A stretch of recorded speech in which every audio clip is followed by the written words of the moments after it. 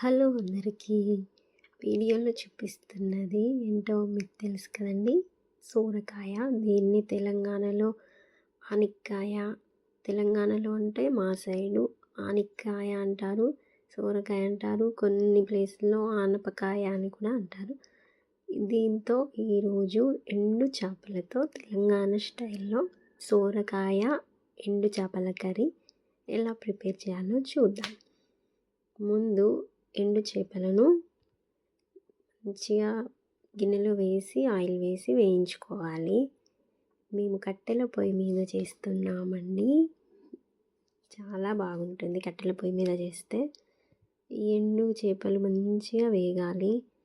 వేగిన తర్వాత వీటిని నీట్గా వాటి తల తీసేసి నీట్గా క్లీన్ చేసి పక్కన పెట్టాలి.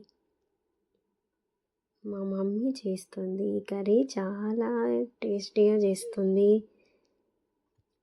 ఎండుమిర్చి, ఎండు చేపలు,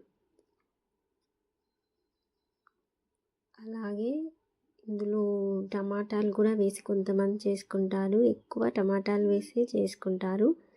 ఇలా వెజిటేబుల్స్ వేసి ఇందులోనూ సోరకాయలు వేసి చేసుకుంటే ఇంకా టేస్టీగా ఉంటుంది. అయితే ఒక ప్యాన్ పెట్టి అందులో మనకు సరిపడా నూనె వేయాలి.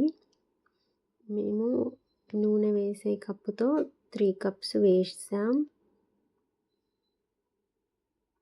ఈ కప్తో 3 కప్స్ వేసామండి. నూనె మంచిగా హీట్ అయిన తర్వాత ఇందులో జీలకర్ర, ఆవాలు, మంచి పోపు దినుసులు అన్నీ యాడ్ చేసి ఒకదాని తర్వాత ఒకటి ఇలా యాడ్ చేసి ఆనియన్స్ కూడా యాడ్ చేయాలి. ఆనియన్స్, పచ్చిమిర్చి, మెంతికూర వేసుకుంటే కర్రీస్ చాలా టేస్టీగా ఉంటుంది. మా మమ్మీ రెగ్యులర్గా అన్ని కర్రీస్లో మెంతికూర వేసి చేస్తుంది. సో ఇవి మంచిగా నూనెలో వేయించాలి. మంచి కలర్లో వచ్చే వరకు వేయించుకోవాలి.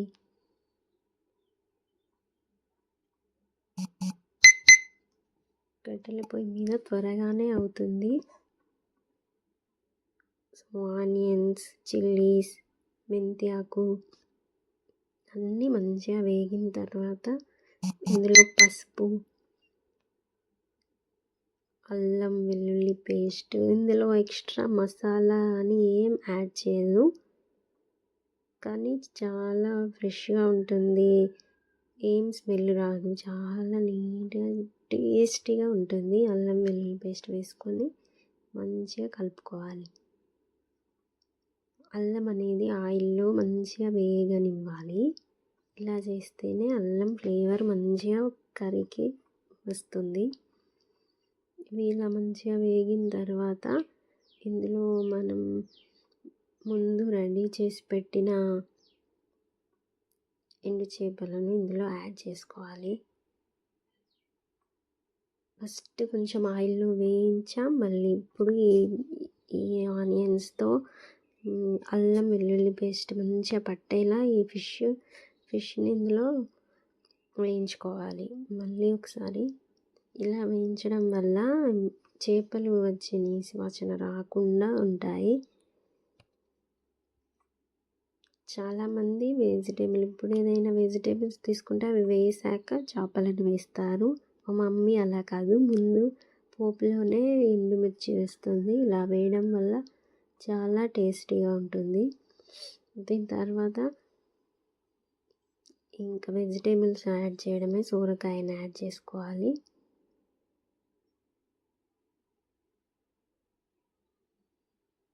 సోరకాయలు మంచిగా కట్ చేసి పెట్టుకున్నాం కదా, వాటిని యాడ్ చేయాలి.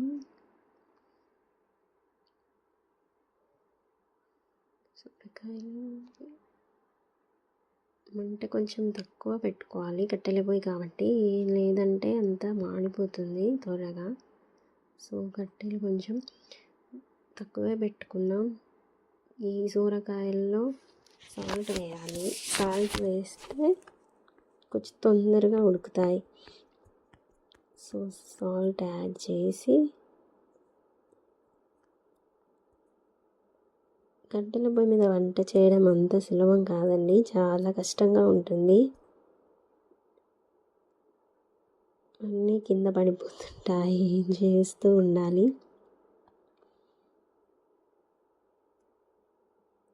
సో మంచిగా అన్నీ మిక్స్ అయ్యేలా మంచిగా కలిపి కాసేపు మూత పెట్టాలి.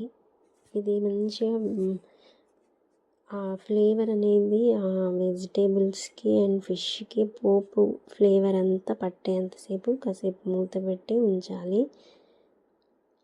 కాసేపటికి ఇలా తయారైంది. ఇందులో కారం వేయాలి. ఒక 5 minutes తర్వాత కారం వేయాలి.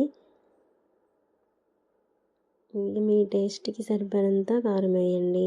మేము కొంచెం కారం ఎక్కువ తింటాం. సో మా మమ్మీ మా టేస్ట్కి తగ్గట్టు వేసింది. ఇలాంటి కర్రీస్లో కారం కొంచెం ఎక్కువ వేసుకుంటేనే చాలా బాగుంటుంది. మంచిగా కారం అంతా అన్ని వెజిటేబుల్స్కి ఫిష్కి పడేలా మంచిగా కలిపి మళ్ళీ కాసేపు మూత పెట్టేసేయండి. ఒక 5 minutes తర్వాత ఇందులో టమాటోస్ మిడిల్లో వేయాలి. టమాటోస్ ఎందుకంటే టమాటా ఉడకడానికి చాలా టైం పడుతుంది, సరిగ్గా ఉడకదు, అందుకని మిడిల్లో వేస్తుంది మా మమ్మీ. ఏ కర్రీ వండినా టమాటోస్ ఇలా మిడిల్లోనే వేస్తుంది. అందులో టమాటోస్ పైన కొంచెం సాల్ట్ ఆల్రెడీ మనం కొంచెం వేసుకున్నాం కదా, సో ఇప్పుడు కొంచెం సాల్ట్ యాడ్ చేసుకోవాలి. ఇలా సాల్ట్ వేయడం వల్ల టమాటాలు మంచిగా ఉడుకుతాయి. సో చూసుకోవాలి. ఫైనల్గా ఈ కర్రీ ఇలా రెడీ అయిపోయింది. అన్నీ మంచిగా అన్నీ బట్టి చాలా మంచి స్మెల్ వస్తుంది. తర్వాత కొంచెం కొత్తిమీరతో గార్నిష్ చేసి మంచిగా ఒక సర్వింగ్ బౌల్లోకి తీసుకోవాలి. ఆల్రెడీ మా కర్రీ సగం అయిపోయింది నేను వీడియో తీసే టైంకే. సో నేను పెట్టేసుకున్నాము. మంచిగా వేడి అన్నంలో మంచిగా కలుపుకొని, ఫిష్ చూడండి మంచిగా కుక్ అయింది. So please